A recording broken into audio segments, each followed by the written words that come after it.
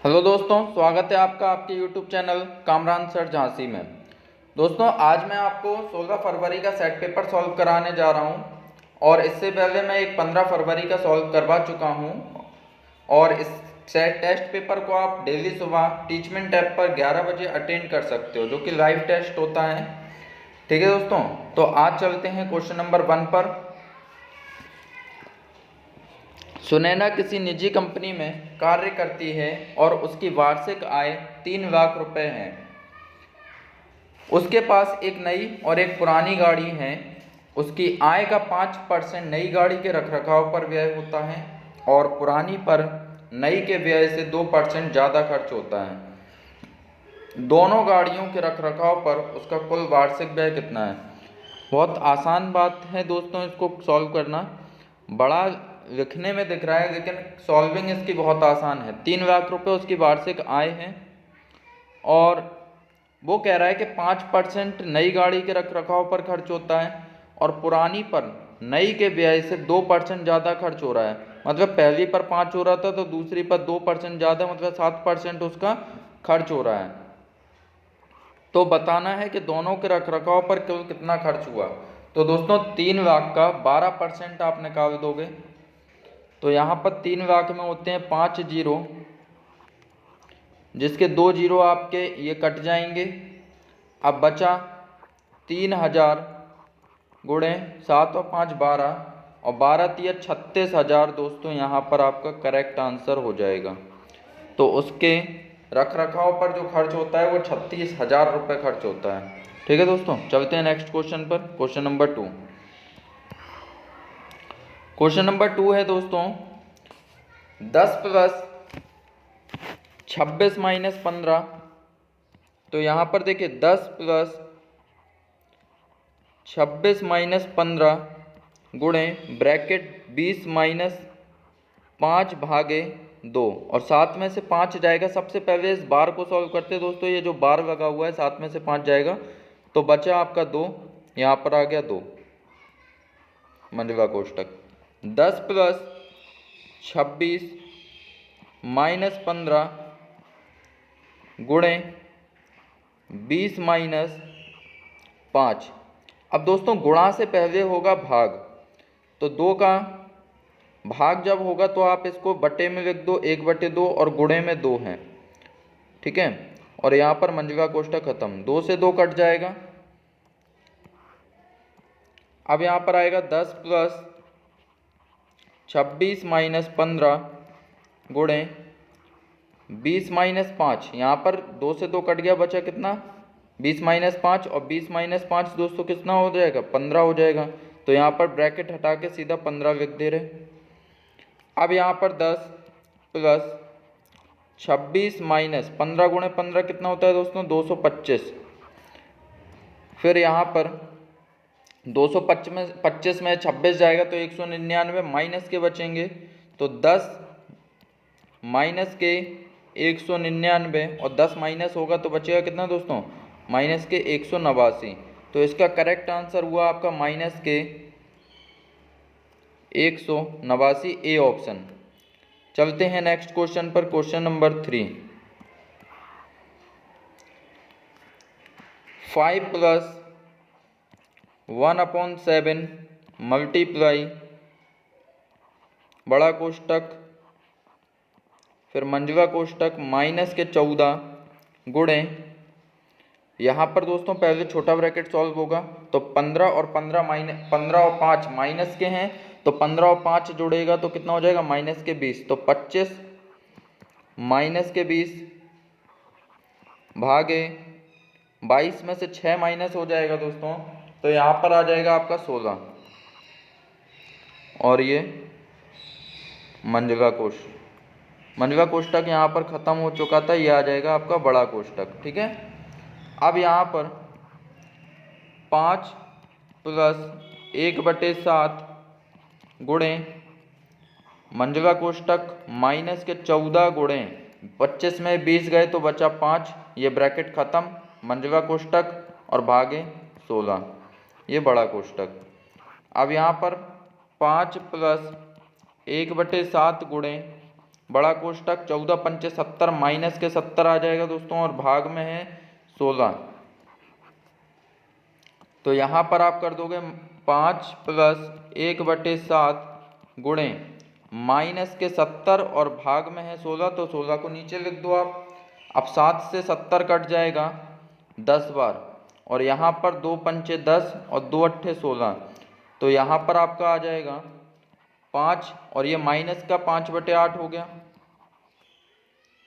तो यहाँ पर आपका आएगा 8 का आप लासा ले लोगे तो 8 आ जाएगा। 1 का 8 में भाग दिया तो 8 बार गया, 8 का 5 में गुणा तो 40 हो गया, माइनस 8 एकम 8 और 5 एकम 5।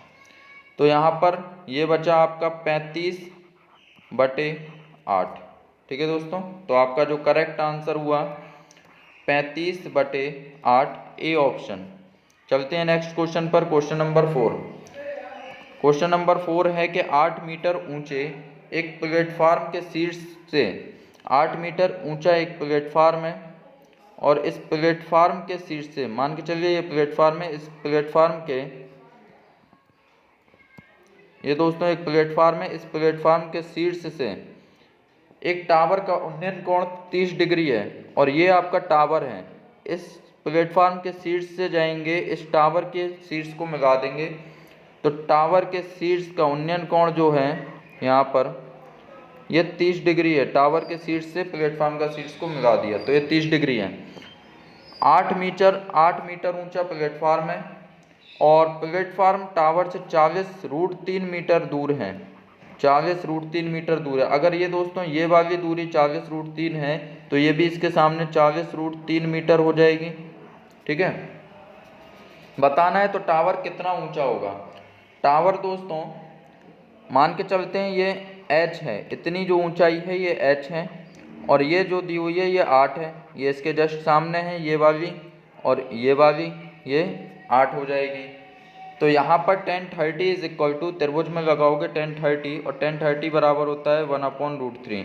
1/√3 इज इक्वल टू लंब बटे आधार। लंब कितना है h, और आधार कितना है 40√3। तो यहाँ से √3 से √3 कैंसिल, तो h का मान आ जाएगा आपका h इज इक्वल टू 40। और आपको टावर की पूरी ऊंचाई बतानी है, तो 8 यहाँ पर ये थी, 8 ये पहले से है, और 40 ये ऊपर वाली आ गई h। तो टोटल जो हाइट होगी, टोटल हाइट वो हो जाएगी आपकी 48। टोटल हाइट 40 + 8 तो आ जाएगी आपकी 48। तो 48 आपका है सी ऑप्शन। ठीक है दोस्तों, चलते हैं नेक्स्ट क्वेश्चन, क्वेश्चन नंबर 5। रोशन की वर्तमान आयु उषा की आयु से 4 वर्ष कम है। 12 वर्ष पहले उषा की आयु रोशन की आयु के 1/4 भाग से 1 वर्ष अधिक थी। तो रोशन की वर्तमान आयु कितनी है। तो दोस्तों यहाँ पर मान लो कि उषा की जो है, उषा की वो x है, तो रोशन की कितनी हो जाएगी।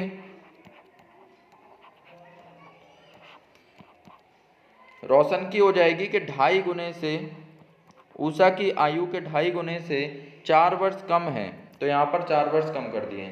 अब वो कह रहे हैं कि 12 वर्ष पहले, तो 12 वर्ष पहले अगर जाएंगे तो उषा की अभी x है, तो 12 वर्ष पहले x - 12 हो जाएगी। 12 वर्ष पहले उषा की जो आयु है वो रोशन की आयु के, तो रोशन की आयु भी 12 वर्ष पहले जाएंगे तो इसकी भी 12 कम हो जाएगी।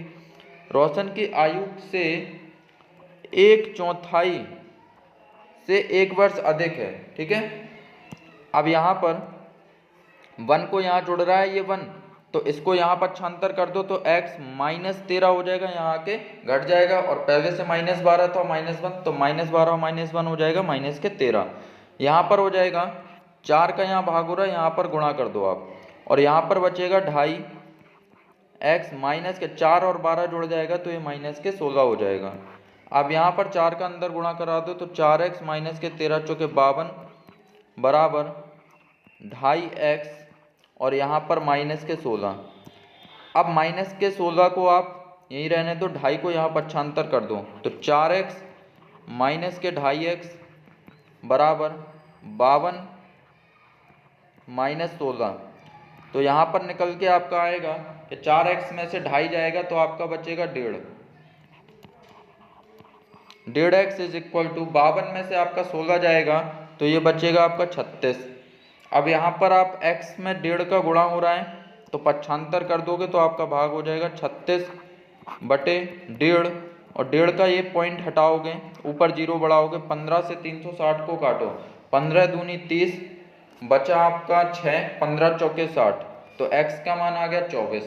तो रोशन की आयु क्या थी दोस्तों? 2.5 गुना थी, 2.5 गुने से 4 वर्ष कम थी। तो 2.5 गुने से x का 2.5 गुने से 4 वर्ष कम थी।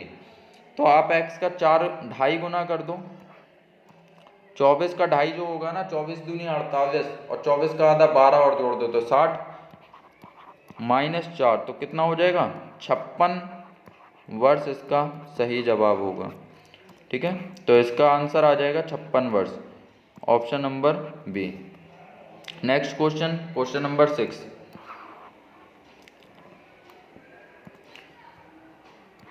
तेईस माइनस 6 गुणे 2, तो यहाँ पर गुणा हो जाएगा दोस्तों, यहाँ पर आ जाएगा 12, 6 दूनी 12, प्लस 21 भागे 7, तो 7 का भाग दे दो 21 में, 7 तिया 21, गुणे 3 माइनस 4, 4 दूनी 8 कर दो दोस्तों, यहाँ पर सीधा 4 और 2 का क्या हो रहा? गुणा हो रहा है, फिर प्लस 12।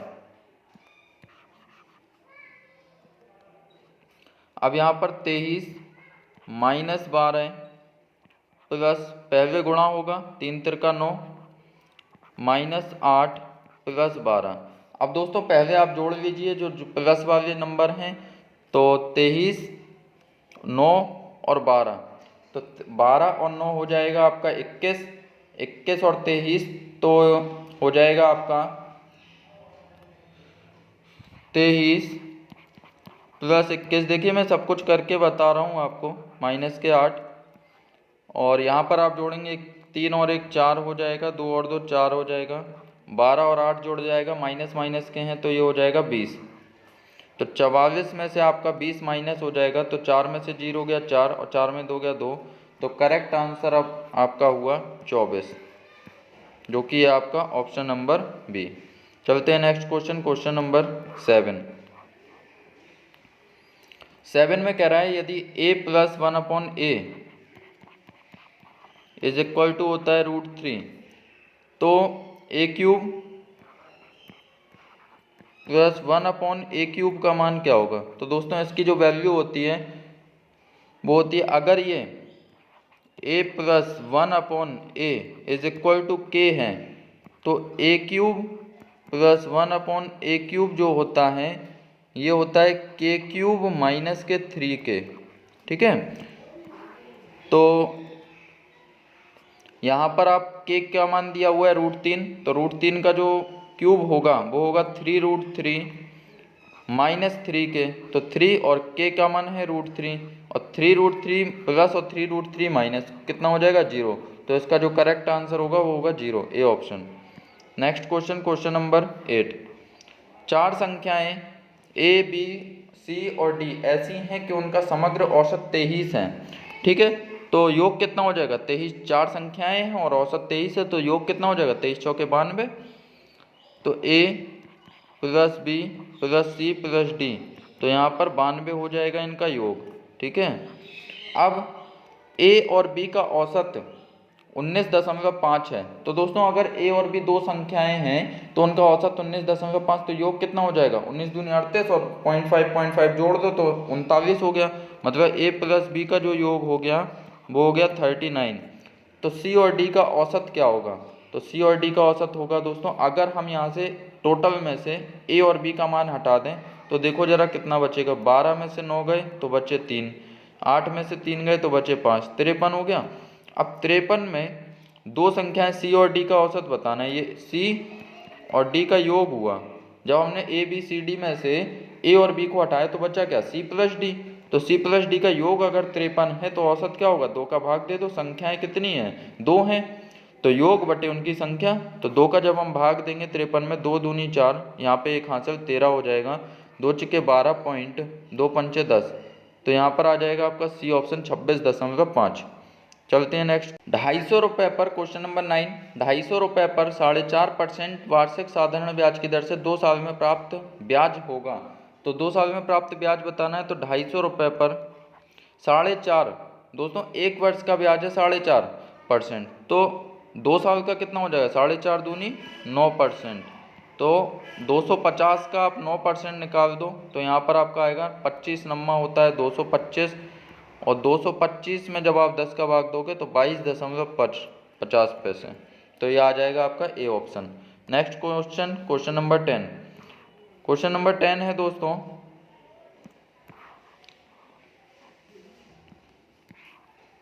एक थैले में नीली और लाल गेंदें एक नियत अनुपात में हैं।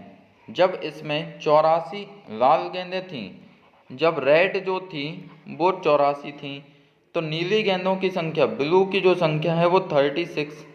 यदि नीली गेंदों की संख्या 54 है, यदि नीली गेंदों की संख्या 54 है, तो बताना है थैले में लाल गेंदें कितनी होनी चाहिए।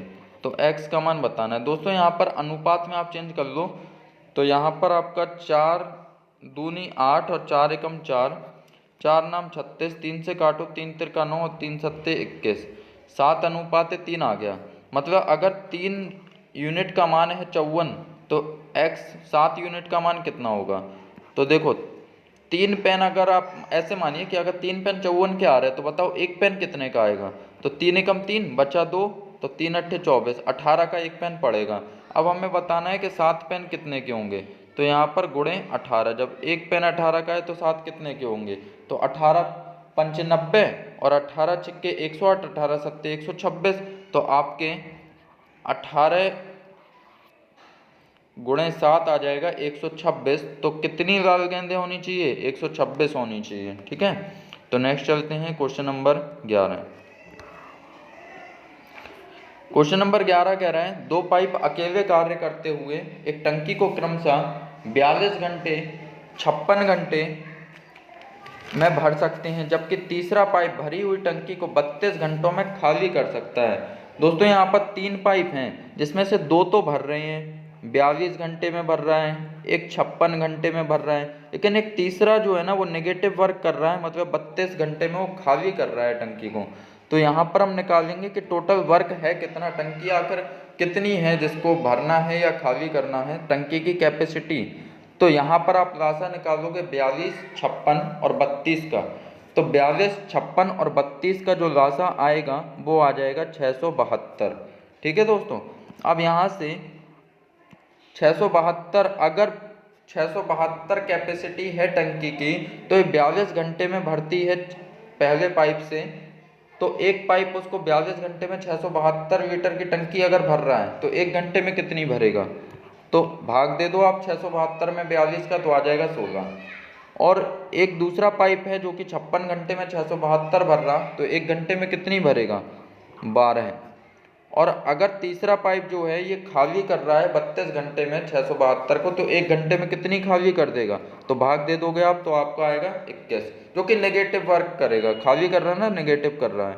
तो यहाँ पर 16 और 12 तो भर रहे हैं ना, मतलब टंकी कितनी भरेगी, पहले 16 और 12 को आप जोड़ दो और 21 को आप घटा दो, तो यहाँ से आपका निकल के आएगा 16 और 10 26 और 2 28, 28 में से 21 घटाओ तो निकल के आएगा आपका 7। मतलब जो टंकी में पानी जा रहा है ना प्रति घंटा, वो 7 लीटर जा रहा है। और इस हिसाब से अगर 672 लीटर की टंकी भरना है, तो 672 को भरने के लिए 7 के हिसाब से कितना समय लगेगा, 7 नाम 63 बचे 4, 7 6 42, तो 96 घंटे। लेकिन आप ऑप्शन देखो तो घंटे में नहीं दिया, दिन में दिया, तो इसे दिन में कन्वर्ट कर लो, एक दिन में होते 24 घंटे, तो 24 चौके 96, 4 दिन आपका आ जाएगा यहाँ पर। ठीक है दोस्तों, तो ऑप्शन नंबर डी दिल्ली आपका करेक्ट आंसर है। Next question, question number 12। 3728456 में 7 के अंकित मान और स्थानीय मान के योग की गणना कीजिए। तो जो अंकित मान होता है दोस्तों, जो संख्या है वही होता है, लेकिन स्थानीय मान होता है कि जैसे 3, 7, 2, 8, 4, 5, 6 में 7 का स्थानीय मान, तो 7 कौन से स्थान पर है, तो यहाँ पर 7 और इसके आगे जितने नंबर है ना 1, 2, 3, 4, 5, 5 नंबर है तो 5 जीरो लगा दो आप, 3, 4, 5, 5 जीरो हो गए। और 7 का अंकित मान 7 रहेगा, इनका योग निकालना है तो योग आप कर दो, तो यहाँ पर 0 और 7 7, 0 0 0 0 और ये 7, तो ये आपका करेक्ट आंसर हुआ A option. Next question, question number 13।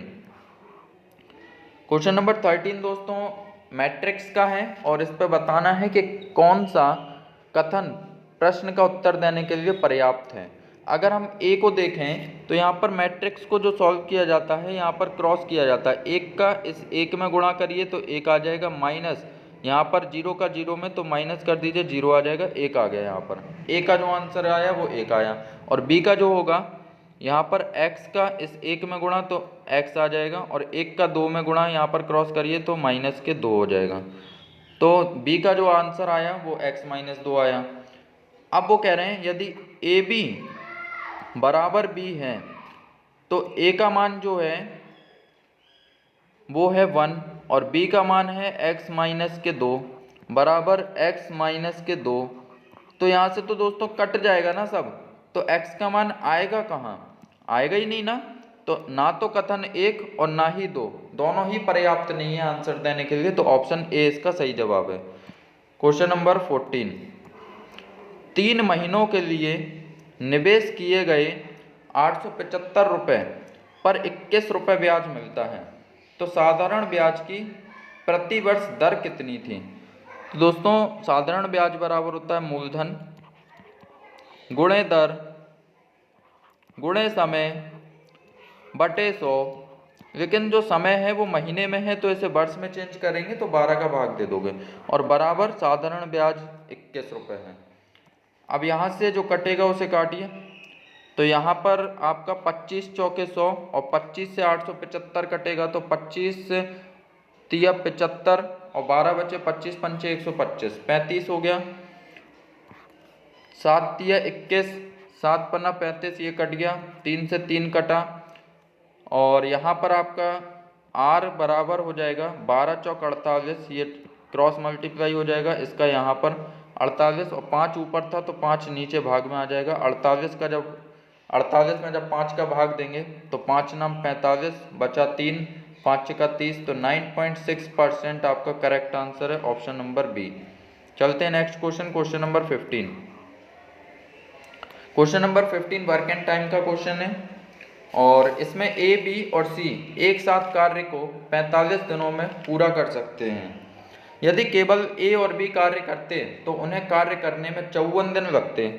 यहाँ पर ये कह रहा है कि अगर केवल ए और बी काम करते, तो यहाँ पर हम लिख दें पहले तो ए प्लस बी प्लस सी काम कर रहे हैं 45 दिनों में, अगर केवल ए और बी काम करते तो दिन लगते उनको 54 दिन, और यदि केवल बी और सी काम करते तो उन्हें दिन लगते 90 दिन। ठीक है, यदि बी ने अकेले कार्य किया तो उसे कार्य पूरा करने में कितने दिनों का समय लगा था। तो यहाँ पर दोस्तों पहले तो ये निकाल लिए कि टोटल वर्क है कितना, तो वो आता है इन सभी दिनों का लासा लेने से, तो एलसीएम आ जाएगा आपका 45, 54 और 90 का 270। अब ए बी सी अगर तीनों मिलकर 45 दिन में 270 काम कर रहे हैं तो एक दिन में कितना काम करेंगे, तो 45 का 270 में आप भाग दे दो तो ये आएगा 6, और ए प्लस बी मिलकर 54 दिनों में काम कर रहे 270, तो एक दिन में कितना काम करेंगे, तो 54 का 270 में आप भाग दो तो 5 बार जाएगा। और बी और सी अगर 270 काम कर रहे 90 दिनों में तो एक दिन में कितना करेंगे, ये 3 काम करेंगे। ठीक है, इस तरह से ये आ गया इनका एक दिन का काम कि ए बी सी तीनों मिलकर 6 काम कर रहे हैं एक दिन में, ए प्लस बी प्लस सी एक दिन में काम करते हैं 6। तो अगर हम निकालें कि सी अकेला कितना काम करेगा एक दिन में, तो a प्लस बी का हटा दें, a प्लस बी 5 कर रहे हैं और तीनों मिलकर 6 कर रहे हैं, तो सिर्फ c अकेला कितना करेगा, 6 माइनस 5 मतलब 1। और यहाँ से अगर हम a का निकालें तो a कितना काम करेगा, तो a का निकालने के लिए दोस्तों आप b प्लस सी को घटा दो, b प्लस सी है 3, तो 6 टोटल काम कर रहे हैं, तो 6 में से 3 को घटाओ तो a अकेला करेगा 3 काम। और अगर हम यहाँ से b का निकालना चाहें तो यहाँ से आप b को भी निकाल सकते हो कि अगर टोटल 6 हैं, a और c 3 और 1 4 कर रहे हैं, तो b कितना बचा, 6 में से 2 बचा है, ठीक है। तो b अकेला, उन्होंने कहा है यदि b ने अकेले कार्य किया तो उसे कार्य पूरा करने में कितने दिनों का समय लगेगा। तो यहाँ से टोटल जो वर्क है 270 है, 270 टोटल वर्क है। अगर b अकेला करेगा मतलब एक दिन में वो 2 कर रहा है, तो 270 करने में कितना समय लगेगा, 2 एकम 2, 2 तिया 6, एक हासिल, तो 2 पंचे 10, 135 दिन का उसको समय लग जाएगा, ठीक है दोस्तों। तो इसका जो करेक्ट आंसर होगा option number Delhi. Question number 16, 12 centimetre और 8 सेंटीमीटर भुजाओं वाले आयत से एक समचतुर्भुज बनाया गया, ठीक है, जिसकी परिधि आयत की परिधि के समान थी और इसका एक कोण 120 डिग्री था। समचतुर्भुज का क्षेत्रफल कितना था। दोस्तों समचतुर्भुज का क्षेत्रफल बताना है, और जिसकी जो परिधि है ना, समचतुर्भुज की परिधि होती है 4 इंटू भुजा, और आयत का जो परिमाप होता है 2 गुणे लंबाई प्लस चौड़ाई, ये बराबर है समचतुर्भुज का परिमाप और आयत का परिमाप। तो यहाँ से समचतुर्भुज का परिमाप 4 इंटू भुजा और आयत का जो परिमाप निकालना है, तो लंबाई भी दी हुई है और चौड़ाई भी, लंबाई 12 है और चौड़ाई 8 है, तो 12 और 8 कितना हो जाएगा 20, तो यहाँ पर 20 लिख दिया हमने जोड़ के डायरेक्ट। तो a बराबर आ जाएगा 4 पंचे 20 और 5 दूनी 10। तो दोस्तों समचतुर्भुज की जो भुजा निकल कर आई वो 10 आ गई। एरिया बताना है, तो एरिया होता है समचतुर्भुज का जब कोण दिया हो, जब कोण दिया होता है तो a इंटू साइन थीटा। तो यहाँ से a है अपना 10 गुणे 10 into sine theta, sine theta है साइन 120 डिग्री, ठीक है। और यहाँ से आपका आ जाएगा 10 गुणे 10 100, साइन 120 को आप लिखोगे साइन 90 प्लस 30, तो यहाँ से ये कन्वर्ट हो जाएगा 100 गुणे साइन चेंज होगा, साइन 90 प्लस थीटा होता है कॉस थीटा, तो कॉस 30, और कॉस 30 की जो वैल्यू होती है दोस्तों 100 गुणे √3/2, और 2 से 100 कटा 50 टाइम्स, तो आपका आएगा 50√3। तो आपका सही आंसर हुआ ऑप्शन नंबर सी। चलते हैं नेक्स्ट क्वेश्चन, क्वेश्चन नंबर 17। एक समतल सड़क के ऊपर हवाई जहाज से सड़क पर समान दिशा में स्थित दो बिंदुओं के अवनमन कोण 45 डिग्री और 30 डिग्री हैं। दोनों बिंदुओं के बीच की दूरी 1 मील है। भूमि से जहाज की लगभग दूरी किलोमीटर में बताना है। अगर ये जहाज ऊपर उड़ रहा है यहाँ पर और ये भूमि है, और भूमि से दो बिंदुओं को यहाँ पर जहाज से जब ऊपर जहाज उड़ रहा है तो सड़क पर देख रहे हैं, तो यहाँ पर एक बिंदु और ये दूसरे बिंदु पर अवनमन कोण इनके जो हैं वो है 35 डिग्री और 45 डिग्री। अब यहाँ पर दोस्तों दोनों बिंदुओं के जो बीच की दूरी, ये बिंदु और ये बिंदु, इनके बीच की दूरी है 1.61 किलोमीटर, ठीक है। ये ए मान लेते हैं, इसे बी, इसे सी और इसे डी बिंदु, ये डी बिंदु हो गया, ठीक है दोस्तों। अब यहाँ पर अगर हम ले त्रिभुज ए बी सी में, त्रिभुज ए बी सी में 1045 की वैल्यू होती है 1, तो 1 इज इक्वल टू लंब बटे आधार, लंब कितना है ए बी, आधार कितना है बी सी, तो यहाँ से हमें निकल के आएगा क्रॉस मल्टीप्लाई कराने पर बी सी बराबर ए बी, ठीक है। तो बी सी और ए बी बराबर हो गया, मतलब अगर ये बी सी एक्स है तो ए बी भी कितना है एक्स है, ठीक है। अब यहाँ से आप लीजिए पूरे त्रिभुज हैं, त्रिभुज ए बी डी, तो त्रिभुज ए बी डी में लेने पर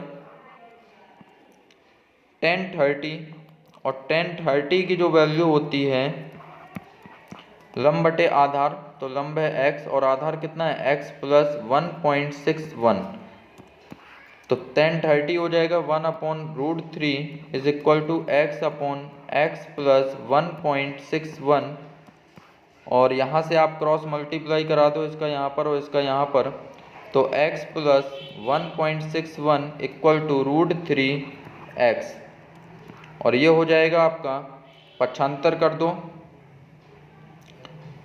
तो 1.61 को यहीं रहने दो, x को वहाँ पहुँचा दो, तो ये हो जाएगा 1.732x माइनस के x, ये √3 की वैल्यू होती है 1.732, तो उसकी हमने वैल्यू रख दी 1.732 और x था तो x आ गया, और x यहाँ से 75 होके गया यहाँ पर, तो माइनस का हो गया। ठीक है, अब 1.61 इक्वल टू 1 में से एक x में से 1.732 में से एक x जाएगा तो कितना बचेगा 0.732x।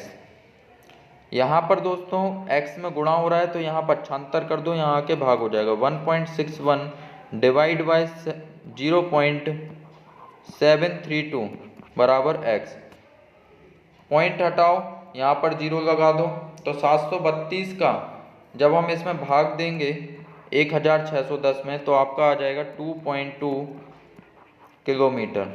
ठीक है दोस्तों, तो इसका आंसर हुआ 2.2 किलोमीटर, ऑप्शन नंबर सी। चलते हैं next question, question number 18। A B से 4 गुना अधिक तेज काम करता है, इसीलिए वह एक काम को बी की तुलना में 60 दिन पहले पूरा कर सकता है। दोस्तों एफिशिएंसी दी है क्षमता ए की और बी की, ए 4 गुना अधिक तेज काम करता है, ए 4 है तो बी 1 है, क्योंकि बी अगर 1 होगा तो तभी तो ए 4 गुना कर पाएगा, इसलिए यह एक काम को बी की तुलना में 60 दिन पहले पूरा कर सकता है। ये दिन दिए हुए हैं तो डेज जो हो जाएगा डेज, ये एफिशिएंसी का रिवर्स होता है, अगर एफिशिएंसी 4 से 1 है तो डेज हो जाएगा 1 से 4। ठीक है, और अब अगर ए 1 दिन में काम कर रहा है तो बी उसको 4 दिन में कर रहा है, तो ए कितने दिन पहले काम कर रहा है 3 यूनिट, ये रेशियो में है तो 3 यूनिट मानेंगे, और प्रश्न में दिया हुआ है कि वो 60 दिन पहले काम कर देता है, तो 3 यूनिट का मान 60 हो गया, तो 1 यूनिट का मान कितना हो जाएगा, भाग दे दो आप 3 का, तो 3 दूनी 6 20। अब दोस्तों यहाँ से उसने पूछा है यदि वे 7 काम करें तो कितने दिनों में काम पूरा कर सकते हैं, तो इसके लिए तो आप पहले ये बताइए कि टोटल वर्क है कितना। मान लीजिए कि आप एक दिन में 2 मटके फोड़ते हो, आपकी एफिशिएंसी है कि एक दिन में आप 2 मटके फोड़ोगे, और आप 20 दिन तक फोड़ते हो, तो हम कहेंगे कितना काम किया आपने, तो आप कहोगे 2 गुणे 20, आपने 40 मटके फोड़ दिए, है ना 20 दिनों में, तो ये टोटल वर्क आपने कर दिया 20 दिनों में। तो इसी तरह से इस प्रश्न में टोटल वर्क अगर हम निकालना चाहें तो एफिशिएंसी एक दिन की है 4, और यहाँ पर आप कितने दिन में कर रहे हो, एक दिन काम, तो 4 एकम 4, तो टोटल वर्क आपका है 4, 1 यूनिट का मान है 20, तो 20 चौके 80, टोटल वर्क हुआ 80। ठीक है, तो 80 अगर टोटल वर्क है और दोनों लोग मिलकर करेंगे तो उनकी एफिशिएंसी क्या है, एक दिन में 4 मटके फोड़ता है ए और बी फोड़ता है 1, तो टोटल एक दिन में कितने मटके फूट रहे 5, तो मतलब अगर एक दिन में 5 मटके फूटेंगे तो 80 मटके फोड़ने में कितना समय लगेगा 16 दिन, 16 पंचे 80, तो यहाँ से आपका हो जाएगा option number A. Next question, question number 19। 729 के कितने गुणनखंड पूर्ण वर्ग हैं। दोस्तों 729 जो होता है 9 गुणे 9 गुणे 9 है ना, तो इस 9 को हम लिख सकते हैं 3 का स्क्वायर, फिर 3 का स्क्वायर, फिर 3 का स्क्वायर, तो कितने गुणनखंड इसके पूर्ण वर्ग बन रहे हैं दोस्तों, 9 एक पूर्ण वर्ग संख्या है, तो यहाँ पर 3 इसके पूर्ण वर्ग बनेंगे। Next question, question number 20। Suresh और चिराज की वर्तमान आयु का अनुपात 5:4 है, 5:4 है, और 3 साल बाद उनकी आयु का अनुपात 11:9 हो जाएगा। ठीक है, तो यहाँ से 5 से 11 अगर हम आए तो 5 में 6 जोड़ना होगा, और 4 से 9 आए तो 5 जोड़ना होगा। ये अंतर समान नहीं है, लेकिन आपको प्रश्न में जो कह रहा है 3 वर्ष बाद, तो वो अंतर समान है कि इसकी जो आयु है ना 5 से 11 हो गई, तो ये 3 वर्ष बाद हुई है। ऐसे ही इसकी भी 4 वर्ष से, इस 4 वर्ष से 9 हो गई, तो यहाँ पर भी 3 वर्ष बाद हुई है वो अनुपात। तो यहाँ पर तो समान राशि बढ़ रही है, जबकि अनुपात में समान नहीं बढ़ रहा है। यहाँ पर 5 6 11 और 4 5 9, तो अंतर अलग अलग है। इसको आप समान बनाओगे तो 11 और 9 का अंतर देखो कितना है, 2। इस 2 का आप यहाँ गुणा करा दो, और 5 और 4 का अंतर कितना है, 1। इस 1 का यहाँ गुणा करा दो। इससे आपका निकल के आएगा कि 5 दूनी 10, 2 का अंदर गुणा कराओ 5 में और 2 का 4 में, तो 2 चौके 8। 1 का 11 में, 1 का 11 में किया तो 11, और 1 का 9 में किया तो 9। अब यहाँ पर आप देखोगे दोस्तों कि अंतर समान आ जाएगा, 10 से 11 1 यूनिट और 8 से 9 1 यूनिट। अब ये 1 यूनिट समान आ गई ना दोनों तरफ, 1 यूनिट बराबर, प्रश्न में कह रहा है 3 वर्ष बढ़ रहे हैं, 1 यूनिट बराबर हो जाएगा 3 वर्ष के। तो जब 1 यूनिट 3 वर्ष के बराबर है तो उसने पूछा चिराज की वर्तमान आयु। तो चिराज की दोस्तों क्या होगी, पहले पे आपके थे सुरेश, दूसरे पे थे आपके चिराज, तो चिराज की 8 यूनिट है, चिराज की वर्तमान कितनी है, 8 यूनिट है। तो 8 तिया 24, 8 गुणे 3 तो हो जाएगा 24 वर्ष, क्योंकि 1 यूनिट का मान जब 3 वर्ष है तो 8 यूनिट का मान कितना हो जाएगा, 8 तिया 24। तो सी ऑप्शन आपका करेक्ट है। नेक्स्ट क्वेश्चन, क्वेश्चन नंबर 21 में है, नवंबर 2017 में रेस्टोरेंट की कुल बिक्री 35 लाख रुपए थी। तो नवंबर 2017 रेस्टोरेंट XYZ को सैंडविच की बिक्री से कितनी आय प्राप्त हुई। दोस्तों अगर 35 लाख रुपए इनकी आय थी टोटल, और टोटल में से सैंडविच की इन्होंने पूछा है, तो सैंडविच की जो है वो 20% है। तो 20% 1/, मतलब 20/100, और 100 के 2 जीरो यहाँ पर ये काट दिए, तो 35 दूनी गुणा करा दो, 35 दूनी 70, और 1 2 3 4, 4 जीरो लगा दो, 1 2 3 4 5, ये हो गए आपके 7 लाख। तो सी ऑप्शन इसका करेक्ट आंसर है। नेक्स्ट क्वेश्चन, क्वेश्चन नंबर 22,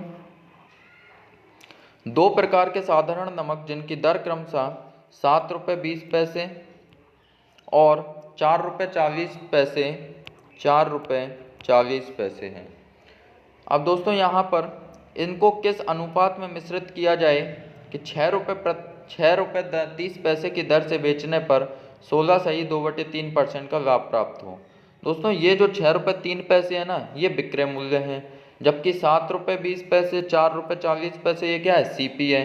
तो अगर यहाँ पर CP रखा है हमने, तो ये 6 रुपये 30 पैसे को भी हमें क्रय मूल्य में चेंज करना होगा, जो कि 16 सही 2/3% दिया हुआ है, और इसका मान होता है 1/6। दोस्तों CP और SP हमेशा ये जो होता है प्रॉफिट एंड लॉस के केस में ये CP होगा। तो 6 अगर CP है और वो कह रहा है लाभ पर बेचा, तो लाभ हुआ है 1 का, ये 1 क्या है, लाभ। तो अगर 6 रुपये CP है तो 1 के लाभ पे बेचा, मतलब 7 का बेचा वस्तु को, और कितने में बेचा, वो प्रश्न में कह रहा है 6.3 में बेचा है। तो कितने गुना हो रहा है, अगर 7 यूनिट का मान 6.3 है तो 1 यूनिट का मान कितना, 7 का भाग दे दो, 7 नाम 63, 0.9। तो यहाँ पर भी आप 0.9 का गुणा करा दो, अगर 1 यूनिट 0.9 के बराबर है तो 6 यूनिट का मान कितना हो जाएगा, 9 6 54। तो 54 में 5.4 इसका करेक्ट आंसर यहाँ पर हो जाएगा कि 6 यूनिट का मान हो जाएगा 54।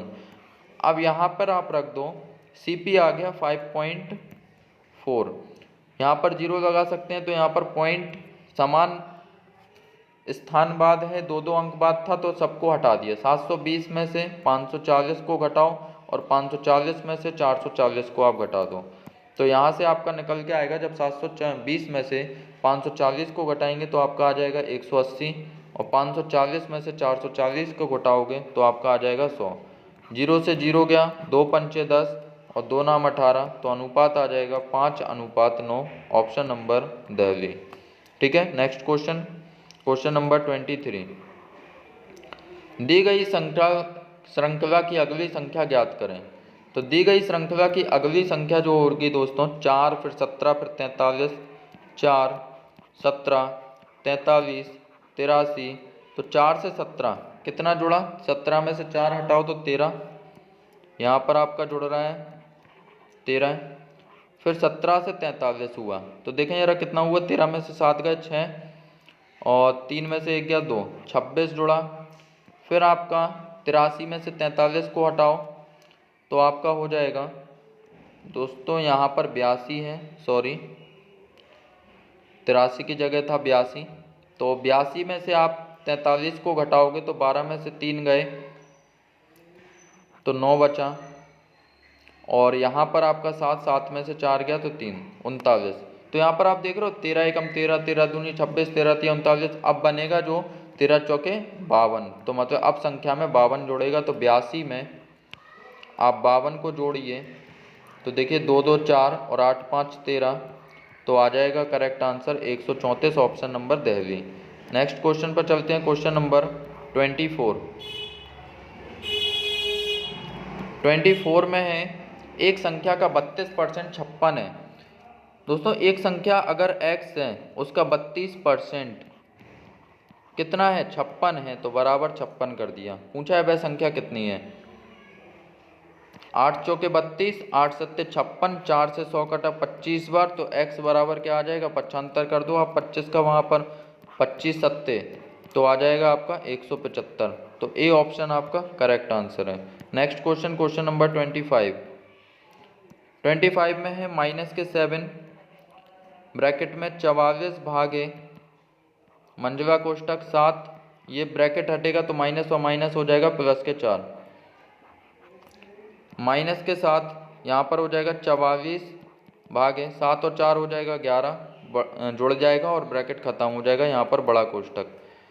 44 में दोस्तों 11 का भाग हो जाएगा तो 11 चौक 44 और 7 माइनस के हैं गुणे 11 चौक 44, 4 बाहर आ जाएगा तो 7 चौके 28 आपका माइनस के आ जाएगा, ए ऑप्शन। चलते हैं नेक्स्ट क्वेश्चन, क्वेश्चन नंबर 26।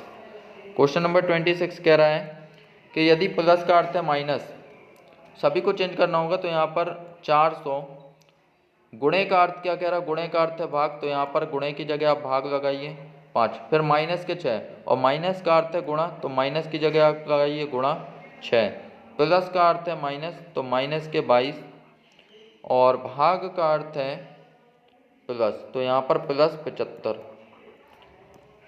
इसको आप सॉल्व करिए तो 400 में 5 का भाग हो रहा है तो हो जाएगा 80, फिर 80 गुणे 6 माइनस के 22 प्लस 75, तो यहाँ पर आ जाएगा आपका 8 6 48, 480 माइनस के 22 प्लस के 75।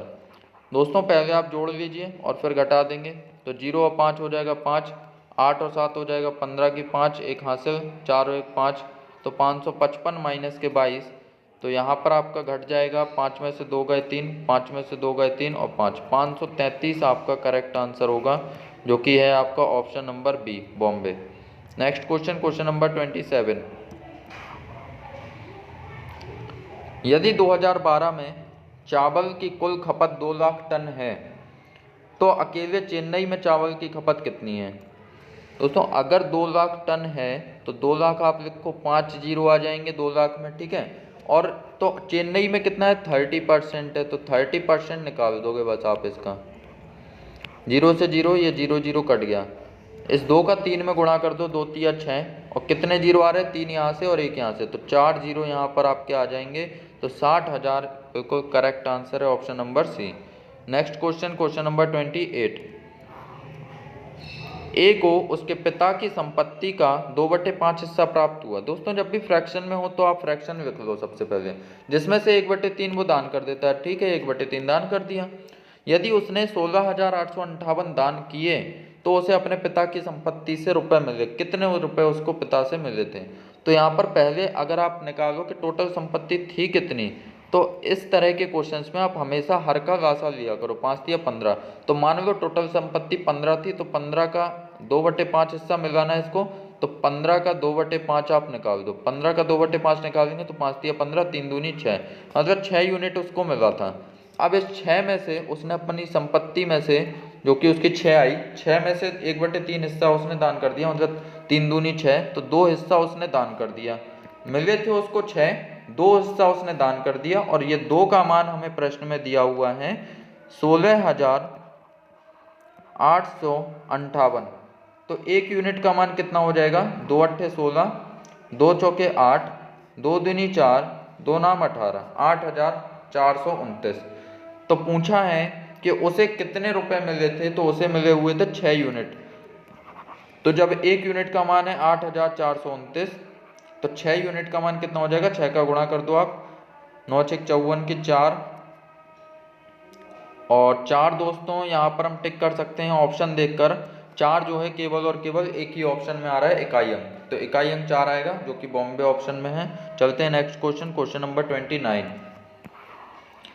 एक्स वाई जेड एक समकोण त्रिभुज है जिसका कोण x 90 डिग्री है। ठीक है, एक्स वाई जेड एक समकोण त्रिभुज है। यहाँ पर हमने एक समकोण त्रिभुज बनाया।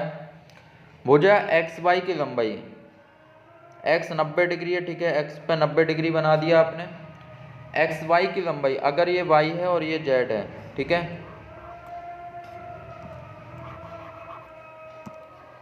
ये y हो गया। अगर एक्स वाई की लंबाई है 6 और वाई जेड की लंबाई है 10, और दोस्तों ये एक समकोण त्रिभुज है, तो ट्रिपलेट क्या बनेगा? 6 8 10 होता है, तो मतलब ये 8 हो जाएगी। आप पाइथागोरस से निकाल सकते हो इसको। यदि त्रिभुज एक्स वाई जेड के अंतःवृत्त का केंद्र C है, अंतःवृत्त बना हुआ है दोस्तों, इसमें इस तरह से एक वृत्त है जिसका केंद्र C है, ये हो गया। तो अंतःवृत्त द्वारा घिरे क्षेत्र के अतिरिक्त क्षेत्रफल वर्ग सेंटीमीटर में ज्ञात करो। अब यहाँ पर अंतःवृत्त के अलावा जो क्षेत्र है ना, ये वाला, इसका हमें क्षेत्रफल ज्ञात करना है, इसका। तो दोस्तों हम ये करेंगे कि पूरे त्रिभुज में से हम इस वृत्त का घटा देंगे तो बचा हुआ क्षेत्रफल आ जाएगा, है ना। तो यहाँ से जो वृत्त की त्रिज्या हमें निकालनी होगी, क्योंकि वृत्त का क्षेत्रफल होता है पाई आर स्क्वायर, तो रेडियस हमें पता करनी है। और ये एक समकोण त्रिभुज में बना हुआ है, तो समकोण त्रिभुज में अंतःवृत्त की जो त्रिज्या होती है वो होती है लंब प्लस आधार माइनस कर्ण बटे 2, ये आएगी रेडियस, त्रिज्या अंतःवृत्त की। तो यहाँ पर लंब कितना है आपका? 8 है, आधार है 6, कर्ण है 10 बटे 2, तो यहाँ से आपका आ जाएगा 8 और 6 14, 14 माइनस 10 4, और 4 में 2 का भाग होगा तो 2 आ जाएगा। ठीक है, रेडियस आ गई आपकी 2। समकोण त्रिभुज का क्षेत्रफल होता है 1/2 इंटू आधार इंटू ऊंचाई, ये हो गया 8 गुणे 6, माइनस जब आप इसमें से वृत्त का क्षेत्रफल घटा दोगे तो आपका बचेगा पाई आर स्क्वायर होता है, आर की वैल्यू है 2, तो 2 का स्क्वायर हो जाएगा 4। 2 से 8 को काटा 4 बार, 4 छिंग 24 माइनस के 4 पाई। तो दोस्तों करेक्ट आंसर होगा 24 माइनस के 4 पाई, जो कि आपका ऑप्शन है सी, 24 माइनस 4 पाई। चलते हैं अगले क्वेश्चन पर, क्वेश्चन नंबर 30।